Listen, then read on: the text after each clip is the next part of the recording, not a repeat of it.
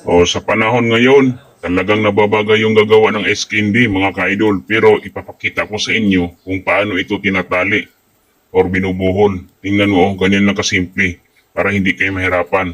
Kahit konting ano lang yung allowance doon sa dulo niya, pwedeng-pwede niyong gawin. Okay, panoorin mo to, idol.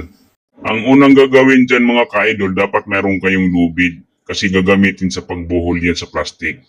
Okay, tapos lalagyan mo laman yung plastic na yan. Kahit konting allowance yan, kayang-kayang na ibubuhol yan. Yan o, ikot-ikotin mo lang kapag may laman na. So, ang flavor na ice-candy depende sa inyo. Tapos hilain mo yung tali. Ayan, paikutin mo siya at ipasok mo yung dulo ng plastic na kahit maiksi yan, kayang-kayang na ibuhol yan para hindi ka mahirapan. Ganyan ang gagawin mo, mga ka-idol. Ayan o, tapos hilain mo yung tali. Pag hila ng tali, hilain mo yung ice-candy. So, ganun lang kasimple, automatic na bubuhol na yan. At saka mahigpit din yan.